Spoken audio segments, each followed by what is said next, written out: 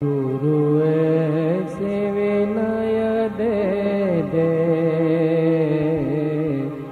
गुणगान करूं तेरा। इस बालक के सर पे गुरु हाथ रहे तेरा।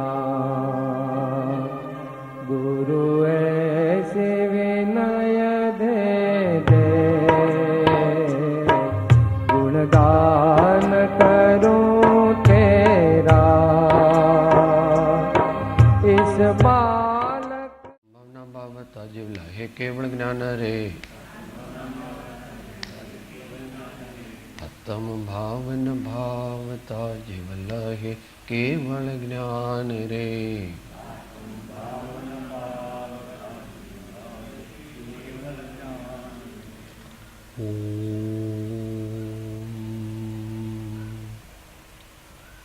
मोक्ष मार्गस्य नेतारं भेत्तारं कर्म भुभृतां, ज्ञातारं विश्वतत्त्वानां वन्दे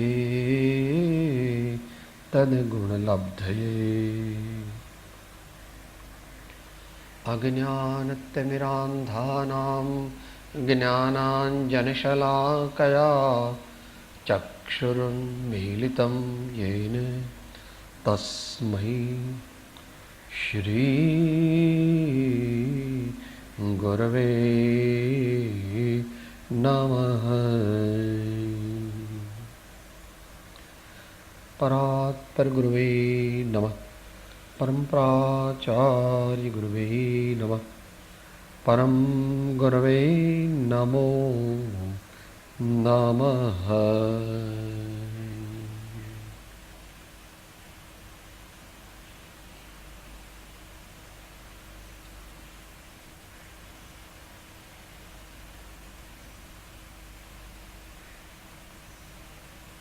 સ્વાધ્યાયમાં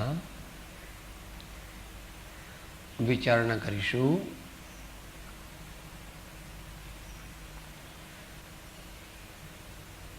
અગિયારમી સદીમાં લખાયેલા આત્માનું શાસન ગ્રંથની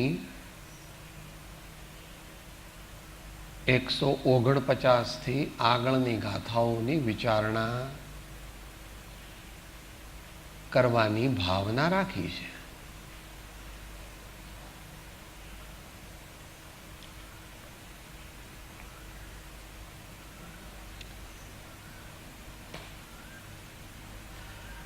ધર્મ વિશેષપણે કરવાના દિવસો છે. ચાતુર્માસ ગણાય, એમાં પર્વો આવે, નિવૃત્તિ લઈએ વિશેષ લેવી જોઈએ અને ભગવાને કહેલી બધી આજ્ઞાઓ પ્રમાણે પુરુષાર્થ કરવો જોઈએ. એમાં અત્યારે સ્વાધ્યાયની મુખ્યતાથી આપણે પ્રવર્તન કરી રહ્યા છીએ.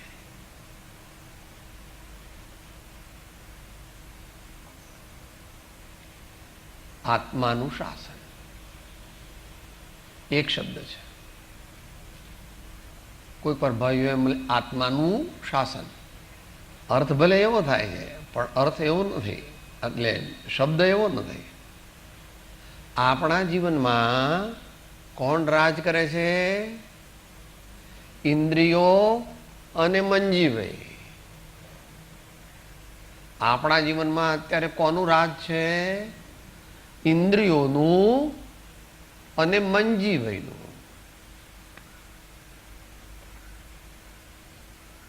અને આપણે તો બની ગયા છીએ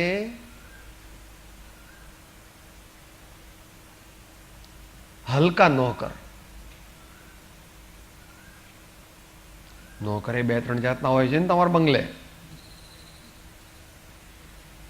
આમ તો ઘણી જાતના હોય. ઘરમાં બધું જનરલ સુપરવિઝન રાખે અને સેલ પરચેસ કરે એવી જાતનો એક નોકર હોય. બીજો નોકર એવો હોય કે જે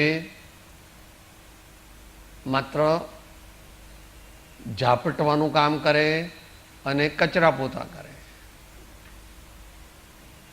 બીજા નોકર બળી એવા હોય કે કપડાં વગેરે કરે. ચોથી જાતના નોકર હોય જે વાસણ વગેરે કરે, બાથરૂમ જાજરું બધું સાફ કરે.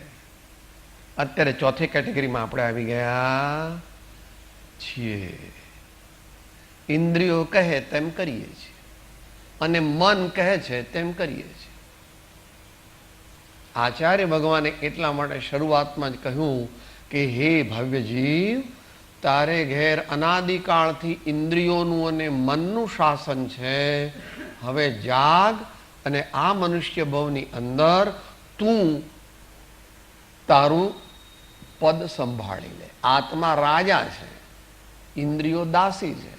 એને બદલે અત્યારે શેઠાણીથી ને આત્માને ધમકાવીને જે કામ કરાવવું હોય તે કરાવે છે. અને મંજીભાઈ એ પણ એક જાતની ઇન્દ્રિય છે. અહીંયા ભાવમનની વાત ચાલે છે. સામાન્ય માણસને માન ભાવમન એટલે એને શાસ્ત્ર પરિભાષામાં એને ઔદૈક ભાવ કહેવામાં આવે છે. સાહેબ મને ઠંડી લાગે છે, સાહેબ મને ગરમી લાગે છે, સાહેબ આણે મારું અપમાન કર્યું, સાહેબ મને ભૂખ લાગી છે, સાહેબ મને નીચે બેસાડ્યો, સાહેબ મને ક્રોધ આવે છે.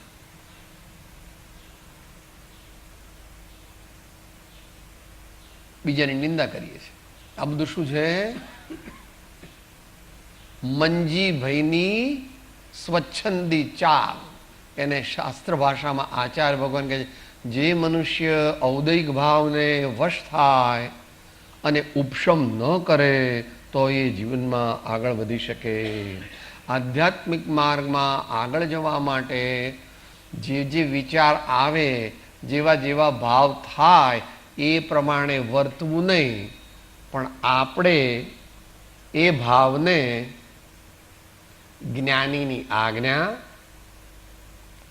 ભગવાનની આજ્ઞા, સદગુરુની આજ્ઞા પ્રમાણે એ ભાવ થયા એને આ બધી મોટરો, ઇલેક્ટ્રિક મોટરો દ્વારા ઊંચે લઈ જવું. મન, મનુષ્યનું જીવન, સામાન્ય મનુષ્ય જીવન પતિત પરિણામી છે. આપણું મન માખી છે, કાગડો છે. દૂધપાક અને વિષ્ટા બે મૂક્યા હોય તો વિષ્ટા ઉપર જ જાય, દૂધપાક પર ન જાય. કે સાહેબ એવું કેમ થતું હશે? કારણ કે અનાદિકાળના સંસ્કાર છે અને વર્તમાનમાં પુરુષાર્થનો અભાવ છે, વિવેક નથી.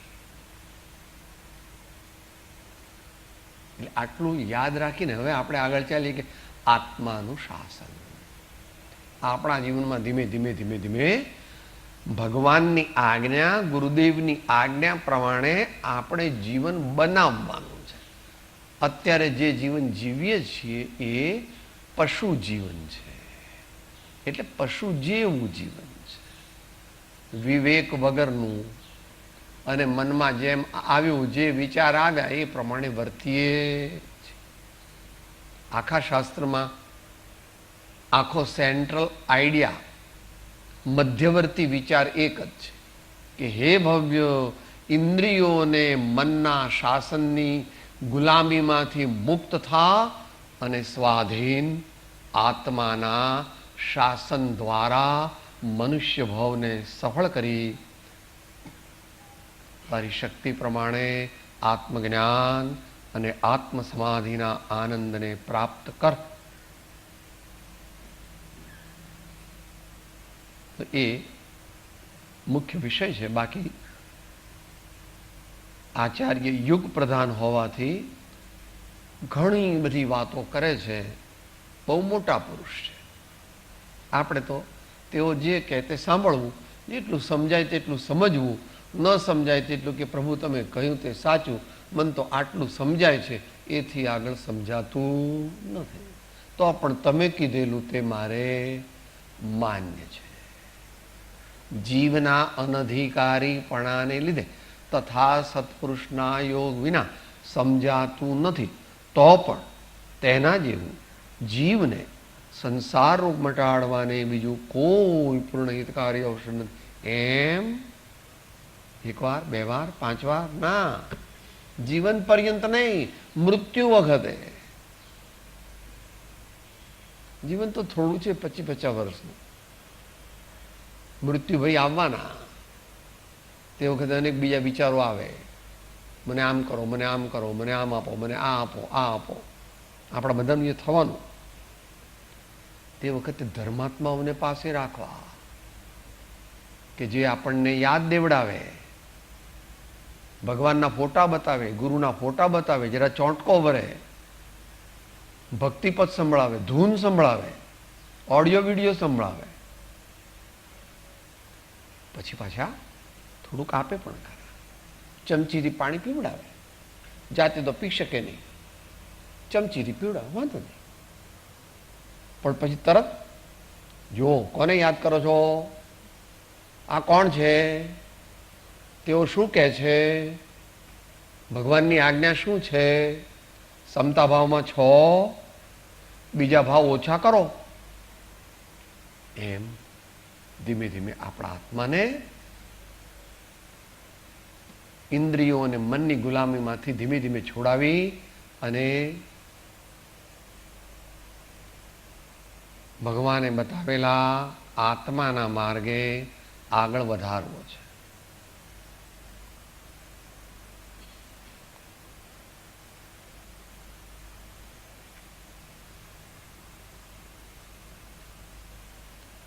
હવે જે હકીકત છે તે રજૂ કરે છે. આ તો 900 વર્ષ પહેલાની હકીકત છે.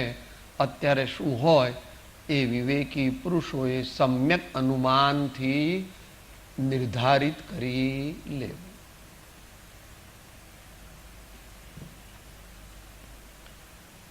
હરિગીત છે, જેને ફાવે તે સાથે બોલી શકે છે.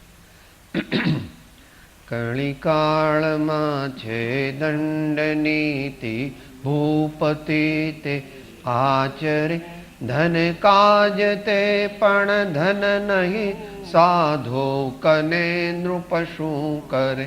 આચાર્ય દંડી સાધુને જો દોષ દૂર કરાવતા, તો માન પૂજા વિનય હાનિ, તેથી દોષ ચલાવતા. આચાર્ય પૂજા નમન અરથી, શિથિલ એવા એ જહી, ત્યાં સાધુ ચરિત નિસ્પૃહી જ્ઞાની, રત્ન સમવિરલા અહીં. ત્યાં સાધુ ચરિત નિસ્પૃહી જ્ઞાની, રત્ન સમવિરલા અહીં.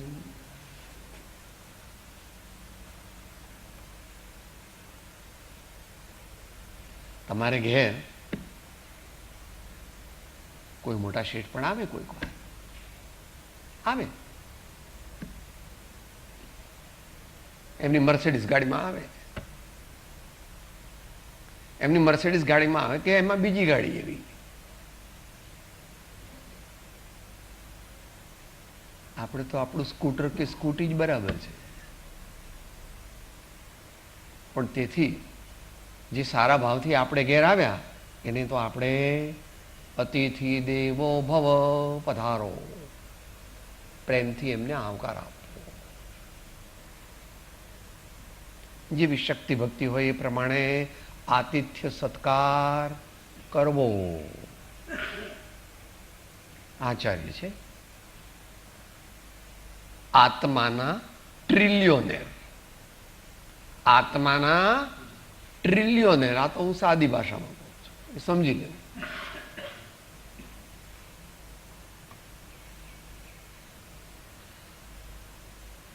આ કળીકાળમાં એક દંડ જ નીતિ છે, અર્થાત વર્તમાનમાં જીવોની સન્માર્ગમાં કંઈક પ્રવૃત્તિ દેખાય છે તે પ્રાય દંડના ભયથી દેખાય છે. જનરલ સ્ટેટમેન્ટ કરે છે આચાર્ય ભગવાન.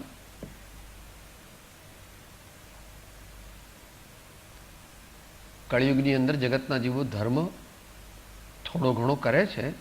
એ શા માટે કરે છે કે ભાઈ પાપ કરીશું તો નરકમાં દુઃખ પડશે, માટે આપણે પાપ કરવું નથી.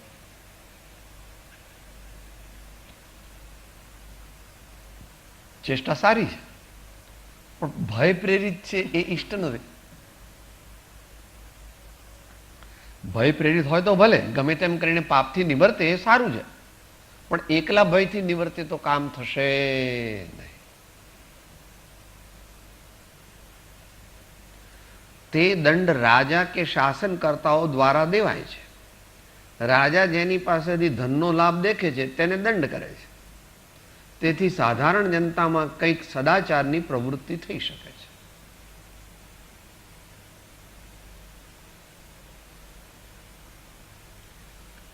ઇન્કમ ટેક્સની રેડ પડશે માટે ઇન્કમ ટેક્સ ભરીએ છીએ, પણ મારી ફરજ છે, હું રાષ્ટ્રનો નાગરિક છું.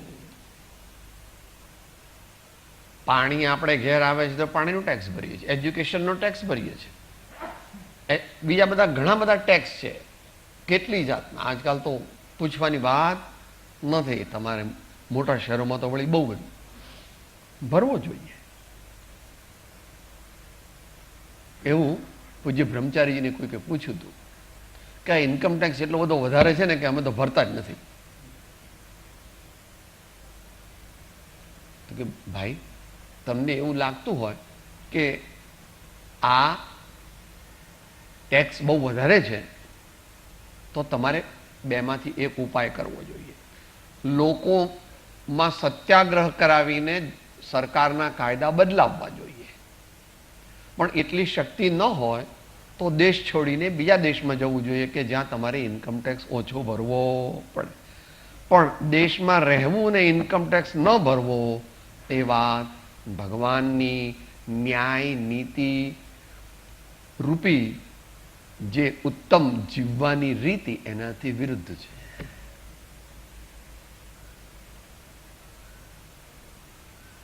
તો જનતામાં કંઈક સદાચારની પ્રવૃત્તિ કેમ છે કે જો કંઈક ખોટું કરીશું તો દંડ થશે, જેલમાં જવું પડશે અથવા તો બીજી સજા થશે. દ્રષ્ટાંત આપે છે આચાર્ય ભગવાન.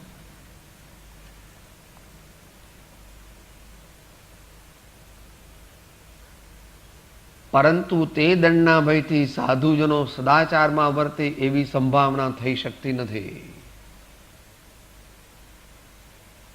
સાચા સાધુ જે છે એ કઈ રાજાને આધીન હોય? સાચા સાધુ રાજાને આધીન હોય નહીં. આ ભારત દેશ એક જ એવો છે આ દુનિયામાં કે જ્યાં રાજા ઉપર બીજો કોઈ છે. રામ ભગવાન વશિષ્ઠની આજ્ઞા માને, કૃષ્ણ વિદુરની આજ્ઞાને અનુસરે છે, શિવાજી તે રામદાસની આજ્ઞા માને છે, કુમારપાળ તે હેમચંદ્રાચાર્યની આજ્ઞા માને છે.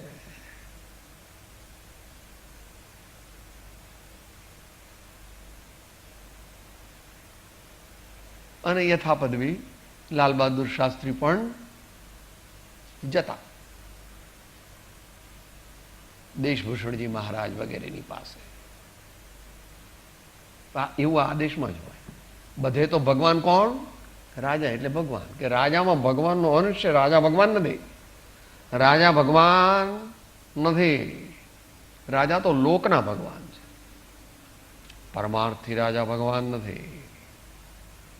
કારણ કે એવું રાજ્યપણું છોડી અને તીર્થંકર તે પરમાત્મા થયા છે.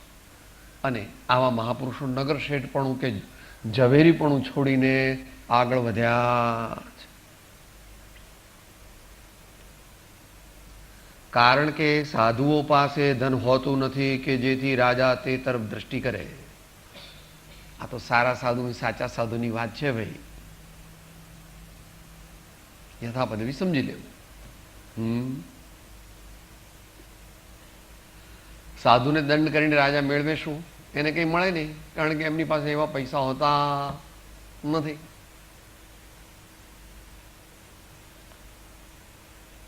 કાંચન કામિનીનો ત્યાગ કર્યો હોય તે જ સાધુ કહેવા.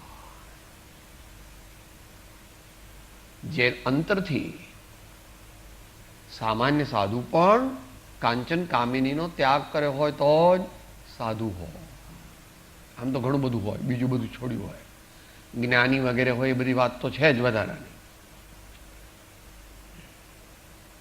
વળી ધર્મનીતિ અનુસાર તે કાર્ય રાજાના અધિકારનું પણ નથી.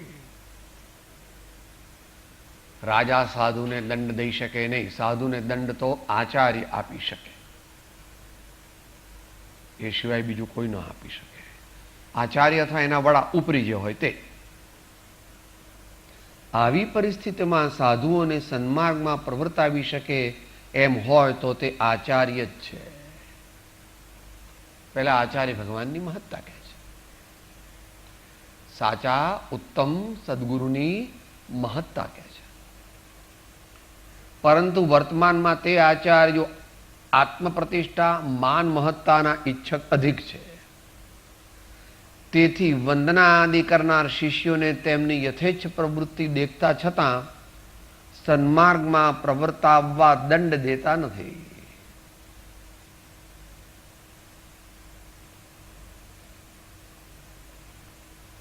તેમને ભય રહે છે કે દંડ દેવા જતા શિષ્યો અસંતુષ્ટ થઈ વંદના આદિ નહીં કરે અથવા સંઘમાંથી નીકળી જશે. એવી સ્થિતિમાં મારા આ આચાર્ય પદની પ્રતિષ્ઠા કેમ રહેશે? થોડુંક અઘરું છે સમજવું, જેટલું સમજાય તેટલું સમજવું.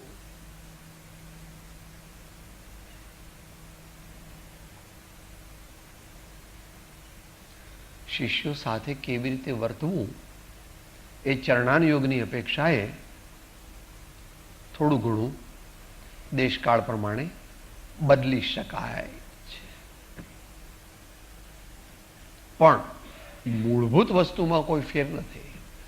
મૂળભૂત વસ્તુમાં કોઈ ફેર નથી. શિષ્યને દંડ દેવો જરૂરી છે, પણ શિષ્યને એવો દંડ ન દેવો કે જેથી તેને આર્ત ધ્યાન વિશેષ થાય. થોડું ઘણું થાય ને સુધરી જાય તો બરાબર છે, પણ એવો દંડ ન દેવો કે જેથી એ ધર્મ જ છોડી દે. સંઘને છોડી દે તો વાંધો નહીં. સાચા આચાર્યને સંઘનો શપથપત્ર શું કહે છે? આ મારો શિષ્ય છે અથવા ભક્તિનો કરતા છે, તેથી મારો છે, એવું કદી જોયું તેવા સત્પુરુષોને ફરી ફરી નમસ્કાર કરીએ. પણ એવા સદગુરુ એ આગળ કહેશે, આચાર્ય સ્વયં પોતે જ કહેશે. તો શિષ્યને એની ભૂલ પ્રમાણે દંડ દેવો જોઈએ. પહેલી વાર ભૂલ થાય તો માત્ર થોડોક દંડ હોય. તમારી દુનિયામાં શું કરો છો? તમારા મેનેજરની કે કોઈ બીજા આસિસ્ટન્ટની ભૂલ થાય તો નોટિસ આપો. પહેલાં તો આવીને બોલાવો છો એમને, પણ બીજી વાર ભૂલ થાય તો લેખિત નોટિસ આપો છો. ત્રીજી વાર ભૂલ થાય તો આખરી નામું આપો. અને ચોથી વાર ભૂલ થાય તો अपने घर, आप अपने घर रहिए, इधर आपकी आवश्यकता नहीं.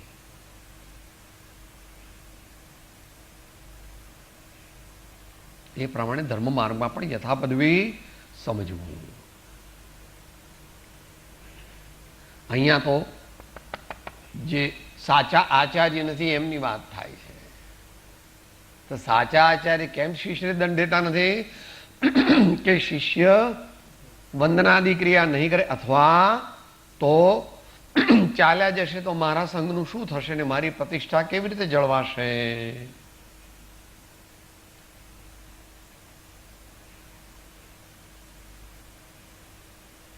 એ સાચા આચાર્ય નથી. યોગ્ય શિક્ષા કરે છે, અયોગ્ય શિક્ષા કરતા નથી.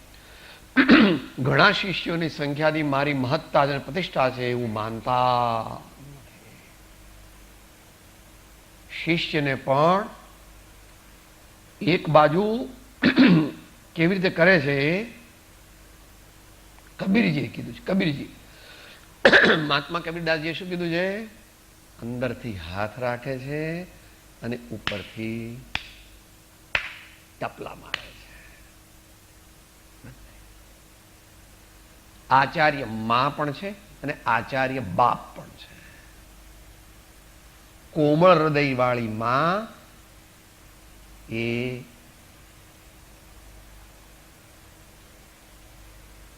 કડક શિક્ષા કરતી નથી, છતાં પિતાને શિક્ષા કરવાની ફરજ પડે છે, પણ અંદરમાં હાથ રાખી.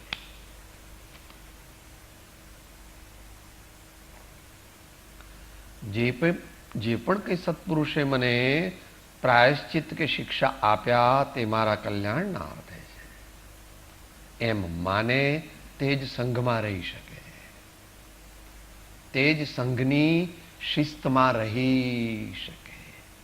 નહીં તો એને સંઘ છોડી દેવો પડે. પણ એક સંઘ છોડીને જાય તો એની વેલ્યુ ઘણી ડાઉન થઈ જાય.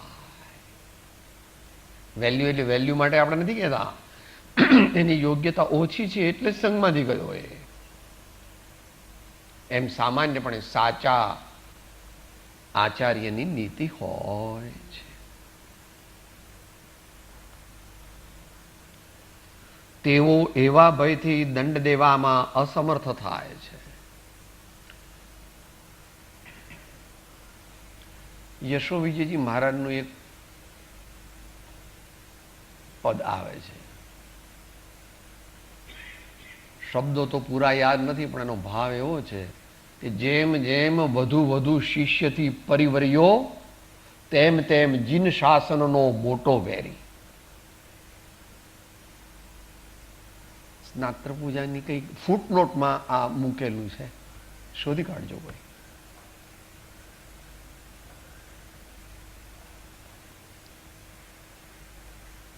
શિષ્યને જે પરિગ્રહ રૂપે માનીને રાખે છે તે આચાર્ય તો નથી, જ્ઞાની પણ સમ્યક દ્રષ્ટિ પણ નથી, મિથ્યા દ્રષ્ટિ છે. શિષ્યને પરિગ્રહ માન્યો તો કે સાહેબ શિષ્યને શા માટે રાખે છે? એનું કલ્યાણ થાય એટલો એમનો ભાવ છે. એનું કલ્યાણ થાય, એ જીવને સત્પાત્રતા વધે, એ જીવમાં સદગુણો પ્રગટે, એ જીવને આત્મતત્વ, પુણ્ય તત્વ, પાપ તત્વ વગેરે બધા મૂળભૂત તત્વોનું જ્ઞાન થાય. અને આખરે તો એ શિષ્ય એવો થાય કે મારા કરતા ઘણો મહાન થાય. એ જીત છે.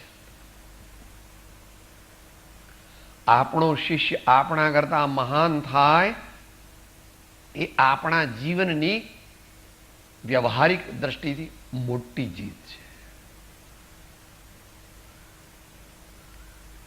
કહેવત છે, બાપ કરતા બેટો સવાયો નીકળે અને ગુરુ કરતા શિષ્ય સવાયો નીકળે, એ બંનેની જીત છે, એમાં એ રાજી છે.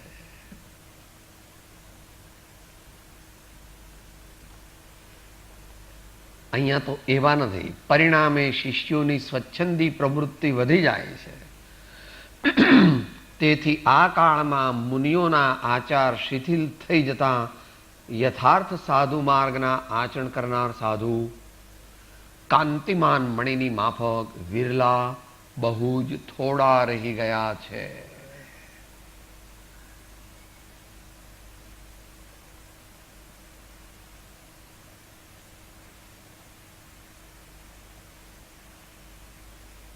ઘટયંતર પરમાત્મ ભાવે દુર્લભ પ્રાણી તેતા અવધુ રામ રામ જગ ગાવે વિરલા અલખ જગાવે. વચનામૃતમાં થોડી ડિટેલ 500 ગાઉ જશો તો પણ જ્ઞાનીનો તથારૂપ જ્ઞાનીનો ભેટો થવો દુર્લભ છે. સાચા સાધુઓ કેટલા? થોડા. આપણે તો આપણું કામ કાઢી લેવાનું, કમ્પ્લેન કરવાનો અર્થ નથી, નેગેટિવ એટીટ્યુડ લેવી નહીં. જે છે તે છે. અત્યારે આત્મકલ્યાણ કેવી રીતે કરવું એ વિચારવું, એમની આજ્ઞા પ્રમાણે ચાલવું.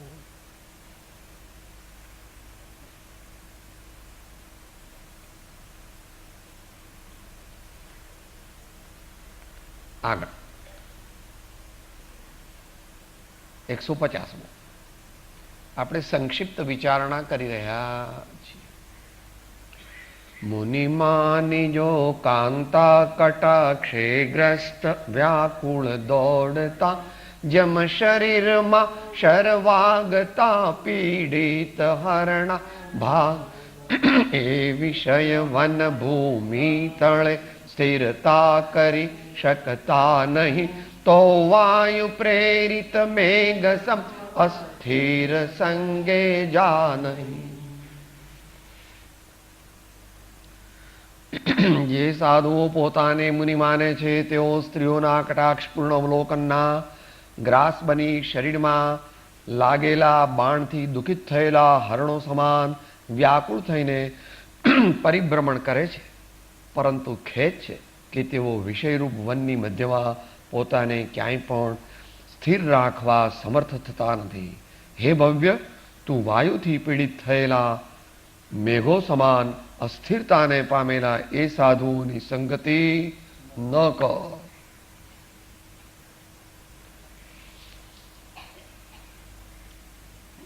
ક્રાંતિકારી પણ છે.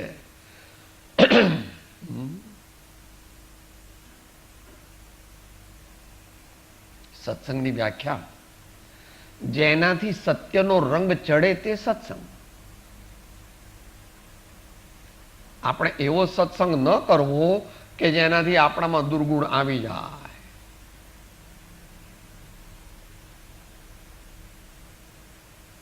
આવે છે આપણી પોતાની ભૂલથી, પણ એવા સત્સંગમાં જવું જ નહીં કે જ્યાં આગળ વિકથા હોય અથવા પ્રમાદ હોય અથવા આત્મતત્વના કલ્યાણની વાત ન હોય. સત્સંગના ઘણા પ્રકાર છે. આપણી જીવનની સુધારણા થાય એવો સત્સંગ કરવો. એની પત્રાંક શિક્ષાપાઠ 24ની અંદર એનો વિસ્તાર કરેલો છે.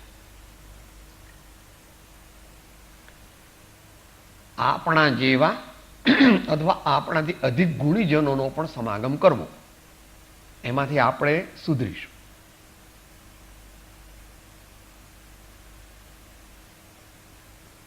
ઉત્તમ જ્ઞાની મહાપુરુષનો સમાગમ મળે એ તો એક અલૌકિક પુણ્યનો ઉદય છે. અને એમાં પણ સંયમી જ્ઞાની ધર્માત્મા, એમનો સમાગમ મળે તો સર્વોત્તમ પુણ્યનો ઉદય છે.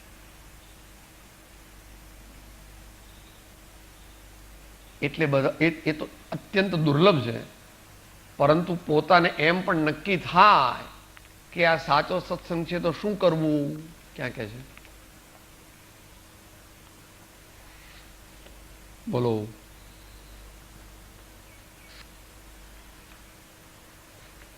કેટલામો મુદ્દો? 609નો.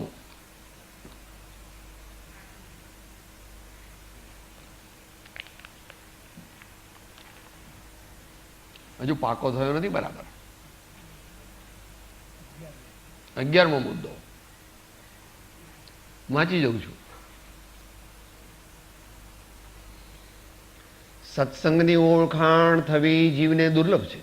કોઈ મહત્પુણ્ય યોગે તે ઓળખાણ થઈ નિશ્ચય કરી આ જ સત્સંગ સત્પુરુષ છે એવો સાક્ષી ભાવ ઉત્પન્ન થયો હોય તે જીવે તો અવશ્ય કરી પ્રવૃત્તિને સંકોચવી, પોતાના દોષ ક્ષણે ક્ષણે કાર્ય અને પ્રસંગે પ્રસંગે તીક્ષ્ણ ઉપયોગે કરી જોવા, જોઈને તે પરીક્ષણ કરવા અને તે સત્સંગને અર્થે દેહ ત્યાગ કરવાનો યોગ થતો હોય તો તે સ્વીકારવો, પણ તેથી કોઈ પદાર્થને વિશે વિશેષ ભક્તિ સ્નેહ થવા દેવો યોગ્ય નથી.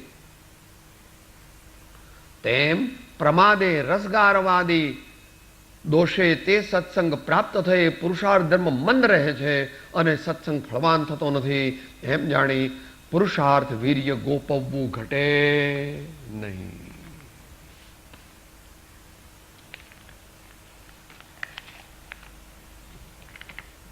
વિચાર, દરેકે પોતપોતાના અંતરની અંદર વિચાર કરવો, પણ ગંભીર વિચાર કરવો. Sincere, serious and conscientious. પછી જેવી પોતાની યોગ્યતા. યોગ્યતા તો છે, નહીં તો આટલે સુધી પહોંચ્યો ન હોય. મનુષ્ય ભાવ, ઇન્દ્રિયોની પૂર્ણતા, પ્રમાણમાં આજીવિકાની અનુકૂળતા, કુટુંબાદીનો સહયોગ, કંઈક સારી બુદ્ધિ ઉપજી છે, કોઈ વ્યસનમાં લંપટ થઈ ગયો નથી, અને સત્સંગ કરીને મારે આત્મકલ્યાણ કરે જેવી બુદ્ધિ ઉપજી છે, માટે 60% તો આવી ગયો. હવે તારી વારે વાર, એમ કહે, તારી વારે વાર.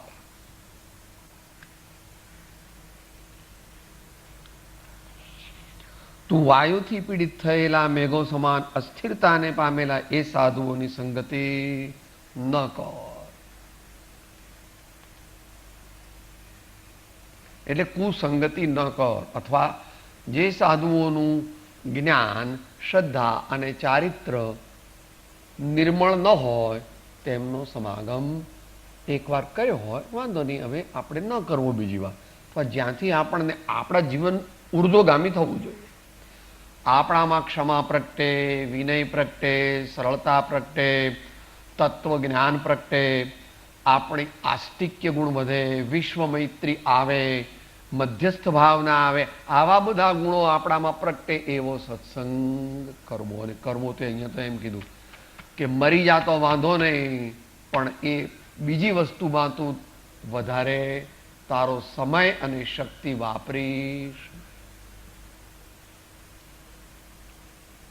જે કોઈ પોતાનું હિત કરવા ચાહે છે તેણે આ સાધુઓથી દૂર રહેવું જોઈએ કે જે મુનિ ધર્મથી ભ્રષ્ટ થઈ પોતાને મુનિ માને છે અને સ્ત્રીઓના કટાક્ષપૂર્ણ ચિંતનથી પ્રવૃત્ત થઈ અહીં તહીં વિષયવનમાં વિચરતા ક્યાંય સ્થિર થતા નથી. અહીંયા તો એક સ્પર્શેન્દ્રિયનો વિષય લીધો, 5 વિષય સમજી લેવા. એટલે આપણે કીર્તિ, કાંચન, કામિની, કાયા અને કુટુંબ એમ 5 લઈએ છીએ. ઉપલક્ષ્યથી ભગવાન બીજા કહ્યા તે પણ લઈ, પરંતુ એકથી બીજા, બીજાથી ત્રીજા વિષયોની અભિલાષા રાખતા સંતપ્ત થઈ ભમ્યા કરે. અજ્ઞાની છે, અજ્ઞાની. અહીંથી સુખ મળી જશે, અહીંથી સુખ મળી જશે, અહીંથી સુખ મળી જશે, અહીંથી સુખ મળી જશે. જ્ઞાની ભગવંતોના વચનમાં વિશ્વાસ અંતરથી પ્રગટ્યો નથી. હે જીવ, ભ્રમામાં તને સત્ય કહું છું, સુખ અંતરમાં છે, બહાર શોધવાથી મળશે એ નિશ્ચય નહીં, એ નિશ્ચય નહીં. એ વ્યવહારની સાથે હોવો જોઈએ. એક અરજ સેવક તણી રે અવધારો જીન દેવ, કૃપા કરી મુજ દીજીએ રે, આનંદ ઘન પદ સેવ વિમળ જીન દીઠાલો યણ. આત્મામાં સ્થિરતા પ્રાપ્ત કરવાનું તો ઘણું કઠિન છે. ભગવાનના ચરણોમાં આચાર્ય ભગવાન પોતાનું ચિત્ત લગાવે છે.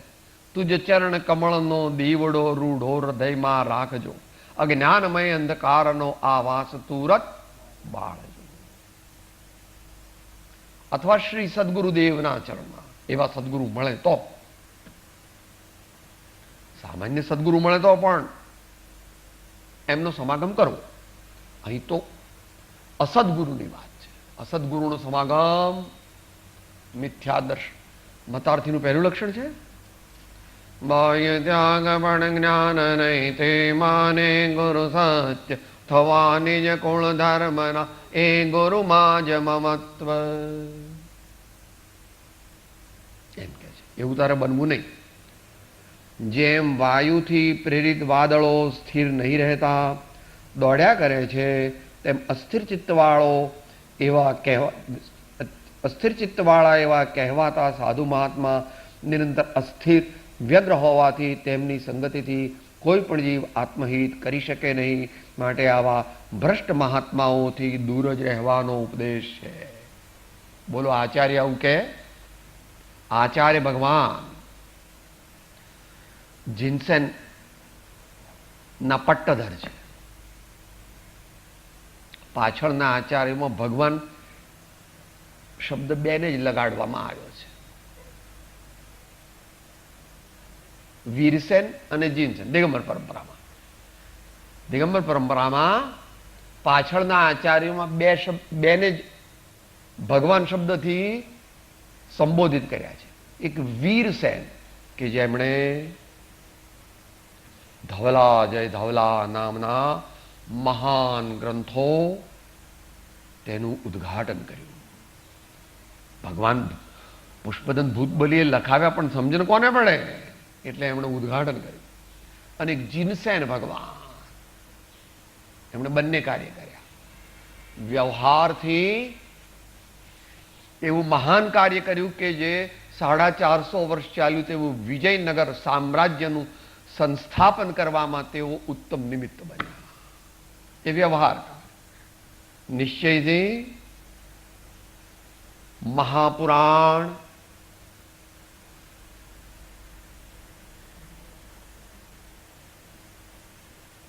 ભગવાન જીન સહસ્ત્ર નામ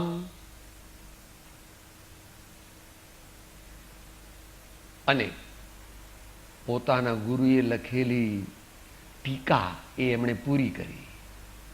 ધવલા જય ધવલાના ની જે ટીકા વીરસેન સ્વામીનું આયુષ્ય સમાપ્ત થઈ ગયું ને બાકી રહેલી જે ધવલા જય ધવલાની પાછળની ટીકા તેનું આલેખન શ્રીમદ ભગવત જીનસેન આચાર્ય દેવે કરેલું.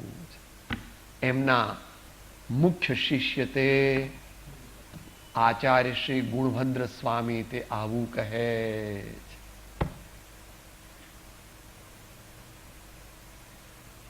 વર્તમાન કાળના પ્રમાણમાં આ તો દેશ બહુ વિપરીત થઈ ગયા. એમાં પ્રથમ પ્રકારના સંતો અને બીજા પ્રકારના સંતો એમ વર્ણન કર્યું છે. કેટલા પ્રકાર કયા છે? સંતાભાસી સંતો સર્વ પ્રકારે પોતે પણ દુર્ગતિમાં જાય છે અને પોતાના આશ્રિતોને પણ દુર્ગતિ. લોક સંતો થોડુંક કંઈક સારું કામ કરાવે, કંઈક આત્મતત્વ આદિ તરફ જઈ શકે. સાધક સંતો એ થોડું ઘણું જઈ શકે, કંઈક તત્વજ્ઞાનની વાત કરે. અને સિદ્ધ સંતો એટલે જેમણે મોહ ગ્રંથિનો ભેદ કર્યો છે, પોતે પણ પામ્યા છે, બીજાઓ તેમના માધ્યમથી પોતપોતાની શક્તિ પ્રમાણે પામી શકે. તો પહેલા પ્રકારના અને બીજા પ્રકારના સંતોનો વિશેષ સમાગમ કરવો. એમાં પહેલા પ્રકારનો તો બિલકુલ ન કરવો, એટલે કે 10 ગજના નમસ્કાર કરવા, પણ દ્વેષ કરવો નહીં. કોઈ જીવ પ્રત્યે દ્વેષ કરવો નહીં, એવી જ એની યોગ્યતા છે. તો અત્યારે ભાઈને પ્રશ્ન છે, પછી વિચારીએ.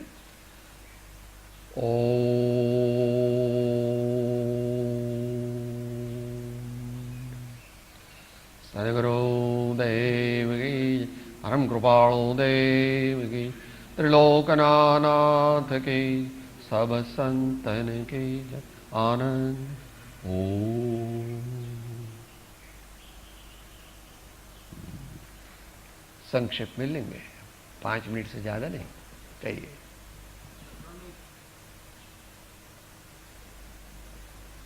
ले लीजिए.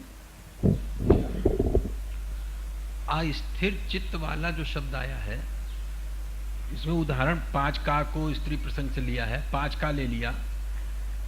इस पर विशेष कुछ और खुलासा स्पष्टीकरण चाहते हैं कि अस्थिर चित्त में 5 का के अलावा और क्या गर्भित हो सकता है. जो ब्रह्मचर्य के पालन में असमर्थ है, एक संघ से दूसरे और दूसरे संघ से तीसरे संघ ऐसे निष्कासित किए जाते हैं, वे साधु नहीं है और अगर प्रयत्न नहीं कर रहे हैं तो वो ज्ञानी भी नहीं है। नहीं तो ऐसा नहीं होता। ज्ञानी संभल जाते हैं, ज्ञानी गिरकर संभल जाते हैं, जबकि ये तो संभल ही नहीं रहा। ऐसा कहते एक संघ से दूसरा संघ, दूसरा संघ से तीसरा, तीसरा संघ से चौथा संघ। समाज इतना जागरूक नहीं है। जो जागरूक है समाज, तुम छोड़ दो मुनि दीक्षा, श्रावक हो जाओ। श्रावक तो है नहीं, मगर श्रावक हो जाओ। सच्चे श्रावक तो नहीं है, श्रावक तो महान धर्मात्मा है।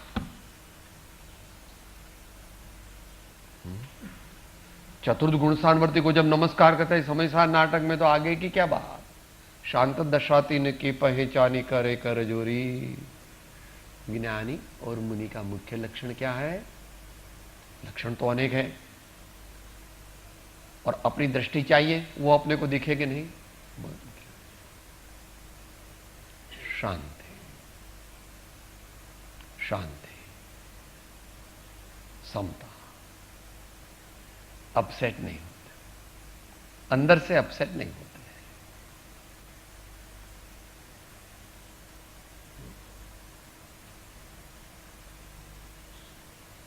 तो ये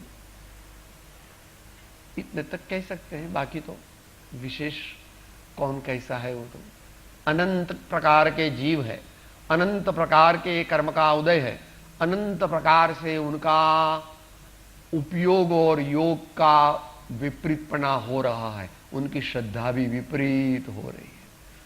हम इसमें, हमारी कुछ चलती नहीं और हमें इसमें जाना भी, मगर जहां जाने से दुर्गुण प्राप्त हो और जहां जाने से काम क्रोधादि और देहाध्यास बढ़े, ऐसा ही हो तो वहां कम जाना। देहाध्यास में डिग्री बनाना, देहाध्यास में डिग्री बनाना। કેટલામો ઉપદેશ આયા?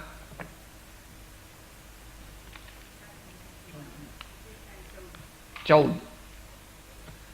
ज्ञान होने पर देहात्म बुद्धि टूट नहीं जाती। सप्तम 732। देहाध्यास अपनी आध्यात्मिक विकास जैसे जैसे बढ़ता है वैसे वैसे टूटता है तत्वतः। मुनि हो गया तो नाम का मुनि हो गया, यहां पर बताया। हाँ, वो नाम का मुनि है, वो नाम का मुनि भी नहीं रखना चाहिए उसको तो, मगर देश काल में जैसा चलता है वैसे चलता है। 732 માં નીચેથી એનું બીજું ત્રીજું ચોથો પેરેગ્રાફ। સંકિત થયું હોય તો દેહાત્મ બુદ્ધિ મટે। અર્ધવિરામ। જો કે અલ્પબોધ, મધ્યમ બોધ, વિશેષ બોધ જેવો હોય તે પ્રમાણે પછી દેહાત્મ બુદ્ધિ મટે। દેહાત્મ બુદ્ધિ મટવી તે ચારિત્ર મોહનીની પર્યાય છે। એ બધાની સરખી ન મટે। અમુક અમુક અમુક उत्तम मुनीश्वर होय एनी देहात्म बुद्धि नाश पामेगी। चरणानुयोगनी अपेक्षा है। सर्व प्रकारનો રાગ તો આગળ વધે ત્યારે, જે અત્યારે નથી, જે અત્યારે નથી, જેટલું થાય એટલું આપણે આગળ આપણા જીવનને સુધારવાનો પ્રયત્ન કરવો, એમ જ્ઞાની પુરુષોનું કહેવું। ओम ओम। इसका विस्तार करने से भंग होने की संभावना है, इसलिए उसका विस्तार नहीं किया। व्यक्तिगत कभी बात हो सकती है। ओम।